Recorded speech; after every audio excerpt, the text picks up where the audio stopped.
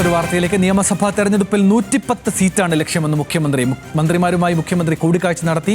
വികസന നേട്ടങ്ങൾ ജനങ്ങളിലേക്ക് എത്തിക്കണമെന്ന് മുഖ്യമന്ത്രി ആവശ്യപ്പെട്ടു. അർജുൻ രാജ് വിശദാംശങ്ങളുമായി ചേരുന്നു. അർജുൻ, ഈ മന്ത്രിമാരോടാണോ മുഖ്യമന്ത്രി ഈ ലക്ഷ്യം പറഞ്ഞത്? എന്തൊക്കെയാണ് വിശദാംശങ്ങൾ?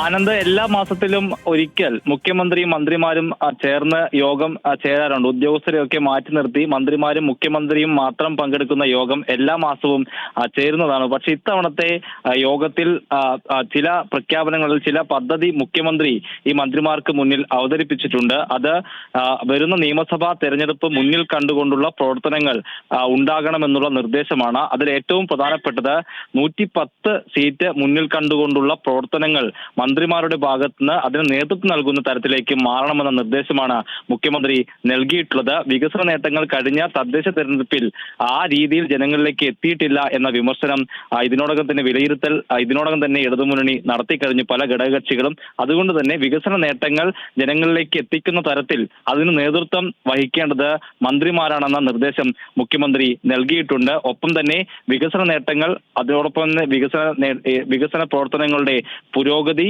ഇലക്ഷൻ പ്രചാരണവുമായി മുന്നിൽ കണ്ടുള്ള പ്രവർത്തനങ്ങൾ, സോഷ്യൽ മീഡിയ പ്രചരണം, ഇക്കാര്യങ്ങളിൽ വലിയ ഊന്നൽ നൽകിക്കൊണ്ട് അടുത്ത ഈ നിയമസഭാ തെരഞ്ഞെടുപ്പ് വരുന്ന കാലഘട്ടം വരെ കൃത്യമായിട്ടുള്ള പ്രവർത്തനങ്ങൾ മന്ത്രിമാർ വഹിക്കണം, അതിന് നേതൃത്വം നൽകണമെന്നുള്ള നിർദ്ദേശമാണ് മുഖ്യമന്ത്രി നൽകിയിട്ടുള്ളത്. ഒപ്പം തന്നെ ഈ വിജ്ഞാപനം, തെരഞ്ഞെടുപ്പുമായി ബന്ധപ്പെട്ടുള്ള വിജ്ഞാപനം വരുന്നതിന് 50 ദിവസം മുൻപ് തന്നെ നിലവിലുള്ള വികസന പ്രവർത്തനങ്ങൾ പൂർത്തിയാക്കണമെന്ന നിർദ്ദേശം കൂടി മുഖ്യമന്ത്രി നൽകിയിട്ടുണ്ട്. നിയമസഭാ തെരഞ്ഞെടുപ്പിന് ഒരുങ്ങുകയാണ് ഇടതുപക്ഷം എന്നുള്ള സന്ദേശം നൽകുന്നതാണ് ഇന്നത്തെ യോഗം. അതിനകത്ത് കൃത്യമായി എങ്ങനെ മുന്നോട്ട് പോകണമെന്ന നിർദ്ദേശമാണ് മുഖ്യമന്ത്രി മുന്നോട്ട് വെച്ചിട്ടുള്ളത്.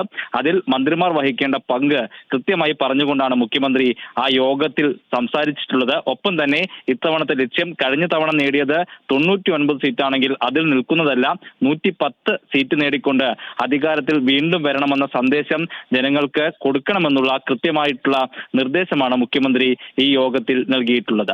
അർജുൻ, ഇക്കാര്യം കൂടുതൽ ആകാംക്ഷയോടുകൂടി ജനങ്ങൾ കേൾക്കാൻ ആഗ്രഹിക്കുന്നതായും ആ കാര്യം കൂടിയാണ്. പാർട്ടി എന്നതിനും അപ്പുറം മന്ത്രിമാർ ഈ കാര്യം ശ്രദ്ധിക്കണം എന്ന് പറയുമ്പോൾ അതിനെന്തെങ്കിലും പ്രത്യേക രൂപരേഖ മുഖ്യമന്ത്രി തയ്യാറാക്കിയിട്ടുണ്ടോ? അതത് മണ്ഡലങ്ങൾ മാത്രമായിരിക്കില്ല, ജില്ലകളിൽ ചുമതലയുള്ള മന്ത്രിമാർ മണ്ഡലങ്ങൾ ശ്രദ്ധിച്ച് കേന്ദ്രീകരിച്ച് വിജയം ഉറപ്പാക്കണം എന്ന നിലയിലേക്കാണോ കാര്യങ്ങൾ മുഖ്യമന്ത്രി മന്ത്രിമാരോട് അവതരിപ്പിച്ചത്?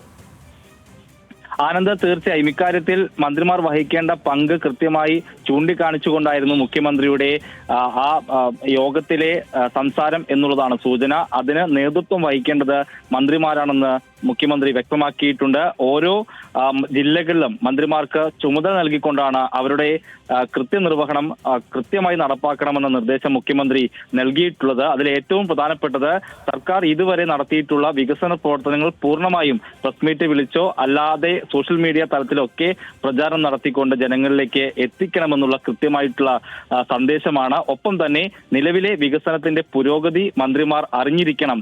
അത് നിയമസഭയുടെ തെരഞ്ഞെടുപ്പിന് വിജ്ഞാപനം വരുന്നതിന് 50 ദിവസം മുൻപ് പൂർത്തിയാക്കിക്കൊണ്ട് ഈ വികസന നേട്ടങ്ങൾ സർക്കാർ പൂർത്തീകരിച്ചു എന്നുള്ള സന്ദേശം ജനങ്ങളിലേക്ക് എത്തിക്കണം. അതിന് നേതൃപരമായിട്ടുള്ള പങ്ക് വഹിക്കേണ്ടത് മന്ത്രിമാരാണെന്നുള്ള കൃത്യമായിട്ടുള്ള സന്ദേശമാണ് സർക്കാർ മുഖ്യമന്ത്രി നൽകിയിട്ടുള്ളത്. അതിന്റെ പ്രധാനപ്പെട്ട കാരണം സർക്കാർ നിരവധിയായിട്ടുള്ള വികസന നേട്ടങ്ങൾ മുന്നോട്ട് വെച്ചു.